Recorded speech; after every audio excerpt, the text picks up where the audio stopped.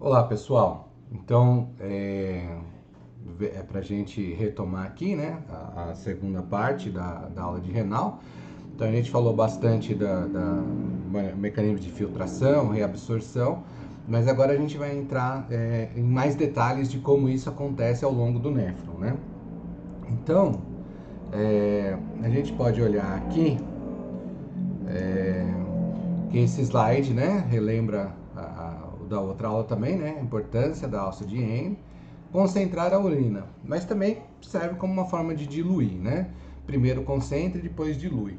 Então, animais com alças longas possuem maior capacidade de concentrar a urina, perdem menos água para o ambiente, e isso é importante em ambientes secos, como os animais que vivem em ambientes desérticos, né?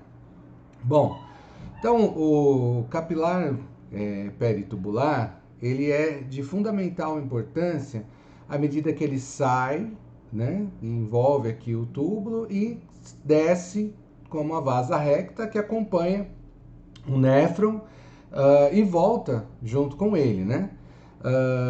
E cria um mecanismo que vocês vão ouvir falar bastante, que é o contracorrente, que é amplamente utilizado como solução na fisiologia para diversas situações, diversos problemas são resolvidos com o mecanismo contracorrente. Vocês vão entender por quê. E no caso de humanos, como a gente citou anteriormente, a urina ela pode ser 1/4 ou até 4 vezes mais concentrada em relação à osmolaridade sanguínea, né? De acordo com a necessidade. Então, quando a gente olha aqui para esse esquema do néfron, né? A gente falou bastante do glomérulo, arteriolo aferente, eferente. Vamos deixar isso de lado por um pouquinho e concentrar só no filtrado. Uma vez que foi filtrado, ele vai passar pelo túbulo proximal, né? E aqui na região que a gente chama cortical, ou região do córtex, né? E a região que adentra vai ser a região medular. Então, a mágica acontece na região medular, tá?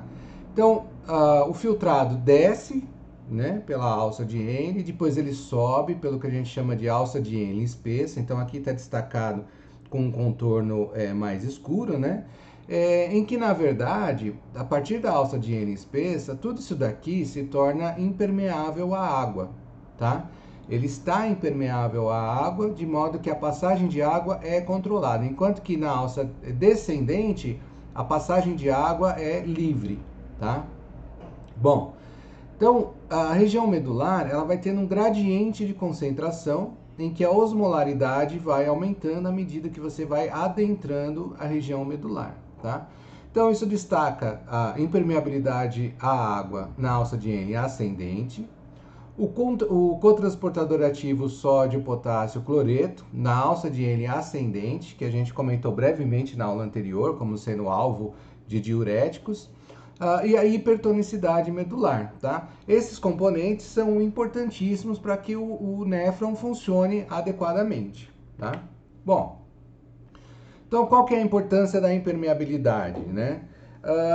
Isso vai impedir o movimento livre da água. Então você consegue mover soluto de um compartimento para o outro sem que a água acompanhe, tá?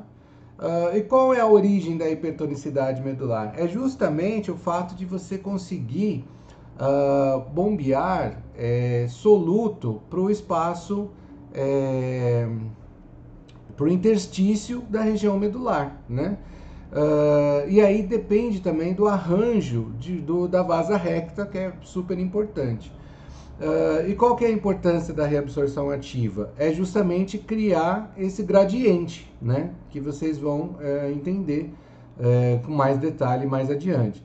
Então, a conclusão, qual que é a função da alça de Henle? A alça de Henle tem o efeito concentrador.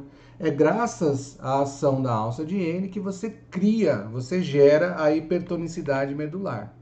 Então, para entender melhor, a osmolaridade sanguínea é em torno de 290 miliosmóis, mas para fins didáticos a gente vai adotar 300 para vocês entenderem melhor a conta, né? Então, saiu aqui o filtrado. O filtrado, ele tem a mesma concentração que o sangue, tá? Lembra que o filtrado é praticamente o plasma sem proteínas, tá? Bom, Então a gente tem aqui o sódio e a água sendo absorvida no proximal, né? Mas sem alterar a concentração. E aí a gente começa a descer, né? Aqui a alça de N e depois volta pela alça de N ascendente e aí distal e coletor, tá? Então, do jeito que tá aqui, né, olhando simplesmente, sem nenhuma intervenção, a urina seria eliminada na mesma concentração que o sangue, né? 300 miliosmóis. Bom, então vamos prestar atenção agora nas diferenças. A partir do momento que essa região toda aqui se torna impermeável à água, de maneira que o trânsito da água é controlado, ele não se dá livremente, isso vai criar um efeito. Qual efeito é esse? Então, graças a esses trocadores sódio, potássio, cloreto, né, esses cotransportadores, eu consigo remover o sódio, o potássio e o cloreto. Bom, veja aqui, se eu estou removendo o sódio, potássio e cloreto, então num primeiro momento, aquilo que era 300, eu vou removendo e aqui vai ficar então mais concentrado, né? E esse que é 300 vai ficar menos concentrado. Então ele está ficando 200, né? E aqui em cima continua removendo 100, né? Então ele ficou menos concentrado, ficou 100 e aí ele vai descer a 100, né? Só que o espaço medular ficou 500. Então ficou 500 desse lado, ficou 500 desse lado. Como esse daqui está 500 desse lado e aqui está chegando a 300 e aqui também está a 300, a tendência é que isso daqui entre em equilíbrio, tá? Então, uma vez que entrar em equilíbrio, toda essa região agora vai ficar a 500, tá?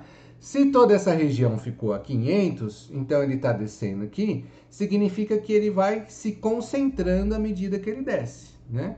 Então, o sódio tem uma passagem livre, né? Então, o sódio aumenta aqui e aí ele pode passar, retornar para o ducto, né?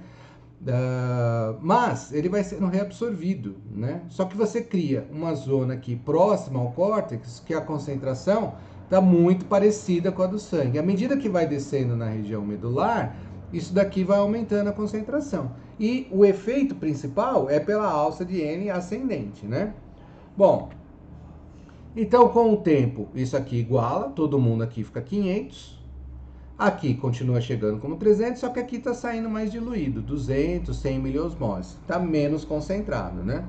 Bom, aí continua agindo e aí vai chegar em 700. Chegou em 700, aqui que está em 500 vai mudando e aí também vai ficando 700, até que fica todo mundo 700. Então, o que vai determinar o quanto vai concentrar? É justamente o comprimento. Quanto mais comprida for a alça de N, ou seja, quanto maior for a região medular no rim, maior o poder concentrador, tá? Porque é o tempo em que ele vai viajando por essa alça que você tem a inserção desses canais e mais sal, mais soluto, né? Vai ser retirado. Então, quando ele chega próximo da região cortical, ele está próximo da concentração do filtrado, que é a próxima concentração do sangue. Mas à medida que vai adentrando, e dependendo do comprimento da alça, ele vai ficando cada vez mais concentrado. E isso é um gradiente que vai se formando, não é delimitado por faixinhas específicas, mas sim um gradiente que vai mudando à medida que você vai aprofundando. Então isso cria regiões distintas, que vão ser a região cortical e a região medular, de forma que o comprimento da alça determina o poder de concentração, tá? Então, de maneira geral, a medula é hiperosmótica, tá? E ela vai ser responsável por esse efeito concentrador. E isso acontece graças a esses cotransportadores, ao fato de que toda essa região é impermeável à água, o transporte da água é controlado. E se eu vou removendo o soluto e não vou removendo água, a urina fica mais diluída, tá? Por outro lado, se eu promover a absorção da água nessa região, eu consigo, quando chega no final aqui, ter uma concentração parecida com o mais concentrado da região medular. Então aí no caso agora eu não estou diluindo, eu estou concentrando a urina. Então, à medida que essa urina, que está super diluída, né, está passando por aqui, mas eu permito o transporte da água, ela vai, por osmose, em favor do gradiente mais concentrado. E como essa região está muito concentrada, ela vai sair e a concentração vai se igualar. Então, ela pode sair concentrada a 700 miliosmóis. Então, se eu torno impermeável, ela está diluída em 100 miliosmóis. Se eu permito a passagem da água, ela vai se concentrar na mesma, concentrando na região mais profunda da medula, tá? É assim que funciona o efeito concentrador ou diluidor da urina, tá? E quem controla essa permeabilidade? É o hormônio antidiurético, ADH, ou, na nova nomenclatura, vasopressina, tá? Então, a concentração da urina depende da hipertonicidade medular. Tá? Quanto mais comprida, mais hipertônico, mais concentrado. Se a alça for curtinha, ela não tem tempo de concentrar muito, então ela fica mais próxima daquela que é a concentração do sangue. Então, o efeito é menor. Tá? E o que acontece então com tudo isso que vai sendo reabsorvido? A gente tem o vaso sanguíneo correndo no sentido contracorrente. Então a gente tem o sangue que vai descer na mesma concentração de 300, que ao passar acompanhando a alça, ele sofre todas essas transformações. Mas, como ele é permeável, diferente da alça, quando ele emerge igual à concentração da região medular e cortical. Então ele entra com 300, sofre toda a passagem, acaba reabsorvendo água e sais e emerge na mesma concentração graças ao mecanismo contracorrente, tá? Então aqui a gente procura fazer um destaque, né? Aqui é a alça de N, 300, ela vai se concentrando, 600, 900, 1200, e aí ela vai voltando, 900, aí essa região aqui já está impermeável, então vai removendo o soluto e ela sobe como 100, tá? Então a gente está vendo aqui, lembrando que aqui é impermeável. Muito bem, o sangue está descendo a 300, ele vai sofrer na mesma variação, porque a entrada e a saída da água é a mesma, mas, por exemplo, tem água ali no sangue, ele perde água à medida que vai ficando concentrado, e aí ele vai se concentrando também. Só que quando ele vai subindo, graças ao mecanismo contracorrente, como ele está concentrado, aí ele começa a reabsorver a água e puxar a água de volta. E aí reabsorvendo, inclusive, a água que está saindo da alça de N descendente. Então, por esse mecanismo contracorrente, você tem a reabsorção da água, tá? Então, por que ele não anula a hipertonicidade? Porque quando ele está descendo, ele vai cedendo, vai fornecendo água e vai se concentrando igual. E à medida que ele vai subindo, ele vai se diluindo e aí ele vai emergir na mesma concentração com que ele entrou, tá? Então, é graças ao mecanismo contracorrente, por isso que ele não anula. Bom, então se a gente olhar no nosso modelinho simplificado aqui, né, como a gente falou, lembrando, antidiurético, porque diurese é a produção de urina, né? Então, se ele é antidiurético, é antiprodução de urina. Então, reabsorve água e a urina sai mais concentrada, tá? Bom, então, o hormônio antidiurético, ele é um dos, né, não querendo entrar muito na parte da endócrino, mas ele vai estar lá na hipófise, mais especificamente na neurohipófise, não vou entrar em muitos detalhes, mas ele é liberado a partir da neurohipófise, de acordo com respostas à variação da osmolaridade. Então, brevemente, o corpo celular dos neurônios que vão compor a neurohipófise ficam aqui na região do hipotálamo. E aí os prolongamentos dos axônios com o terminal, o botão terminal nervoso, fica na neurohipófise. Então, o hormônio é produzido no corpo celular, como pró-hormônio, ele vai amadurecer na medida que ele vai migrando e fica armazenado em vesículas, e quando ocorre o estímulo, ele é liberado para a corrente sanguínea para agir nos rins. Então, de maneira geral, o esquema é o seguinte, você tem aqui o hipotálamo, então tem aumento da água corporal. Então você bebeu muita água, né? Você acabou diluindo o seu sangue. Você tem uma queda na osmolaridade. A queda na osmolaridade bloqueia a liberação do hormônio antidiurético, do ADH. Uma vez que isso está bloqueado, diminui a reabsorção de água. Então você aumenta a produção da urina, mas essa urina vai ser uma urina diluída. Então você basicamente está eliminando água e não sais. Então o fato de você eliminar a água e não os sais vai corrigir a osmolaridade para trazer para aquela faixa ideal da relação de soluto e solvente, tá?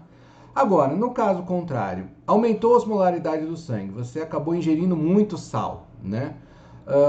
Então a ideia é reter a água para diminuir essa concentração de soluto. Então você tem o primeiro mecanismo da sede, né? A vontade de beber água, a liberação do hormônio antidiurético, que aumenta a reabsorção de água, né? E aí ele concentra a urina num volume reduzido, de maneira a tentar corrigir essa osmolaridade. Então, sempre que você come algo muito salgado, né? O primeiro é o da sede, é sede de água mesmo, né? Não adianta tomar refrigerante, que tem sal também. Sede de água e a urina sai mais concentrada em volume reduzido para corrigir e manter a osmolaridade, tanto para um estímulo quanto para o outro estímulo, tá?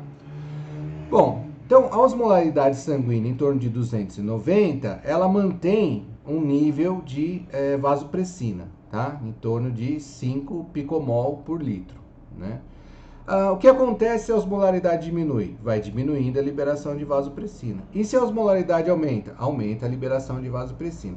Então, uma coisa que é importante destacar e aproveitar aqui para explicar sobre a fisiologia é que você sempre tem alguma quantidade circulante. São raras as exceções, tá? Mas normalmente você tem uma quantidade dentro daquele set point específico, que seria essa osmolaridade, de forma que você consegue corrigir tanto para a esquerda, diminuindo aquele hormônio, ou aumentando a liberação daquele hormônio para ter o mecanismo compensatório, tá?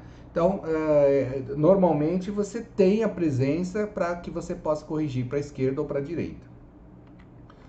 Então, aqui, a partir da liberação de mais vasopressina, você minimiza a perda de água, e a partir daqui em que diminui a osmolaridade, a urina fica mais diluída, maximiza a perda de água, tá bom? Bom, pessoal, dando continuidade aqui,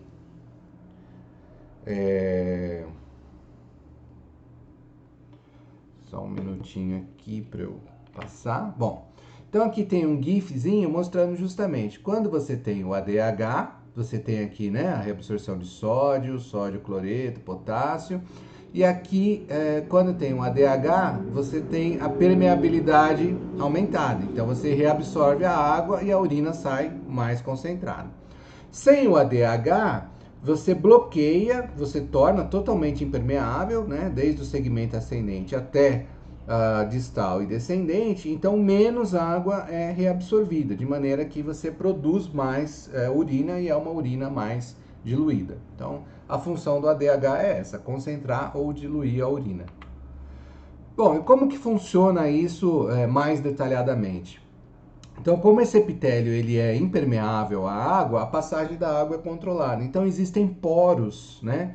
E esses poros foram chamados de aquaporina, né? Então, é um poro para água. Então, a água passa por esses poros nessa região.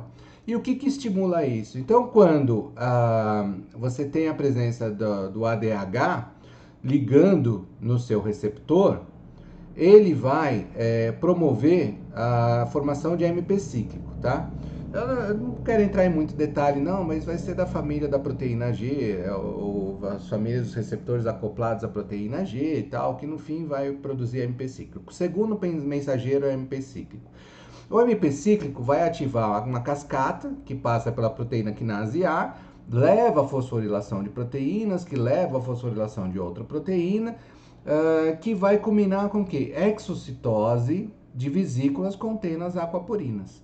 E quando acontece essa exocitose, você tem a inserção dessas aquaporinas na membrana e o transporte de água acontece, tá? Em persistindo esse estímulo, você também tem proteínas que vão interferir com a atividade de transcrição, ou seja, produção de RNA mensageiro, para que aumente a síntese de aquaporinas.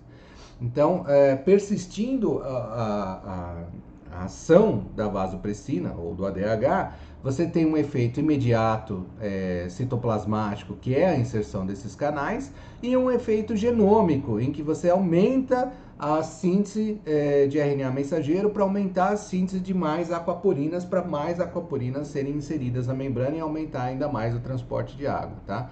Então tem respostas rápidas e respostas adaptativas mais prolongadas, tá? Então, nesse outro exemplo aqui, a gente tem esquematicamente, né? Aqui seria a luz do túbulo, né? O túbulo coletor.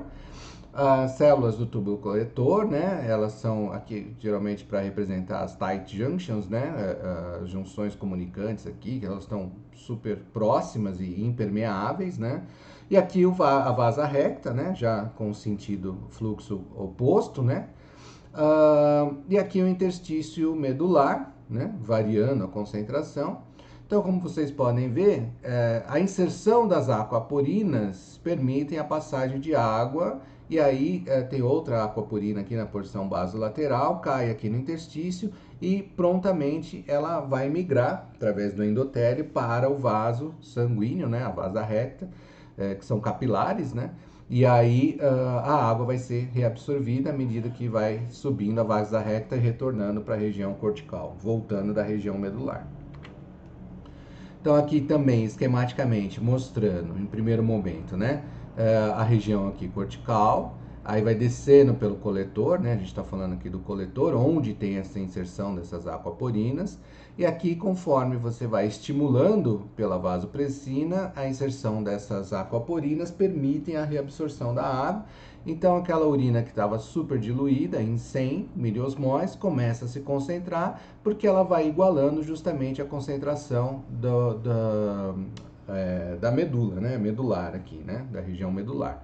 E aí ela sai uma urina concentrada, tá? E aí vem o mecanismo contracorrente, a vasa recta retornando para a região cortical, à medida que ela se aprofunda, ela fica mais concentrada, mas à medida que ela vai subindo, ela vai reabsorvendo essa água que está sendo transportada agora do coletor para o interstício, e aí ela sai na mesma concentração de 300 miliosmoles, tá? Então, mecanismo contracorrente aqui demonstrando. Já na ausência da vasopressina, não tem aquaporinas, a água fica presa aqui, então ela sai diluída na mesma concentração que ela estava na região cortical, quando ela estava subindo pela alça de Henle ascendente. Então, olhando aqui de uma forma relativamente resumida todos os mecanismos envolvidos, a gente tem aqui um aumento da ingestão de sódio, corrige a queda de volume circulatório efetivo. Então, se a gente tem uma queda do volume circulatório efetivo, a gente tem uma queda da pressão arterial, isso vai ser percebido pelo seio carotídeo e receptores atriais de baixa pressão, que estão ali no átrio, né? Também é percebido pelo aparelho justaglomerular, e aí vai ativar o mecanismo da renina, né? Bom, tudo isso vai sinalizar para o apetite específico para sal, para aumentar a vontade de comer sal. Mecanismo de sede, né, para aumentar a ingestão também. Isso na queda de volume, tá? Circulatório com queda de pressão. Por outro lado, se a gente tem um aumento da ingestão e de reabsorção renal de água para corrigir aumento de osmolaridade, aqui teve um aumento de osmolaridade, a gente vai ter os centros que percebem alterações, né? Uns que levam à liberação de ADH, outros que defragam o mecanismo de sede, né? Então, você tem aumento da ingestão de água pelo mecanismo da sede, aumentando a água livre no plasma, e osmorreceptores agindo em neurônios específicos. Eu vou explicar isso com mais detalhe, tá?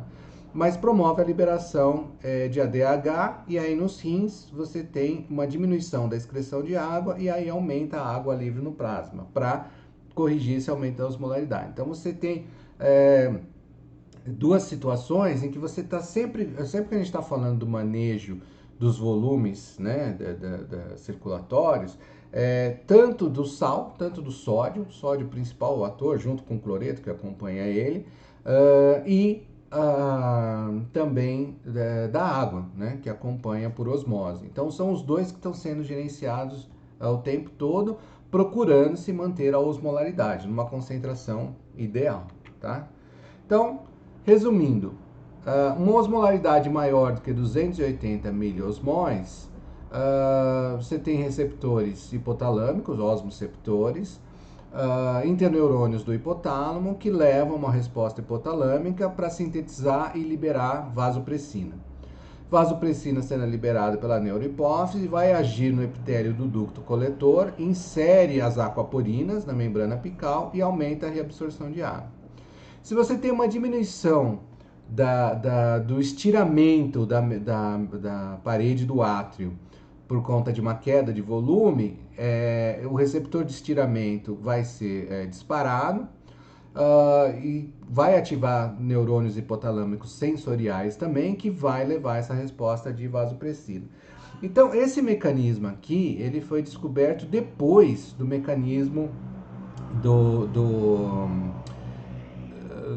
ADH, da variação de osmolaridade, né? E aí o nome foi antidiurético. Mas uma revisão da literatura, depois de entender melhor esse mecanismo aqui, o ADH ele não promove só essa ação, mas ele promove também a contração dos vasos sanguíneos para tentar aumentar a pressão, né? Então ele tem um efeito de vasopressor, né? Vai ser vasoconstritor.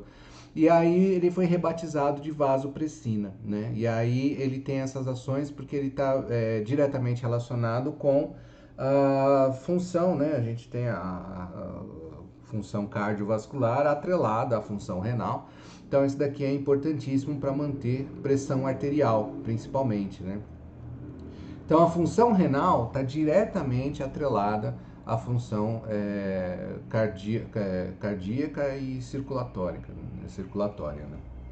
Bom, gente, então eu vou parando por aqui nesse primeiro momento, e aí eu vou dar continuidade a partir daqui no segundo segmento dessa mesma aula.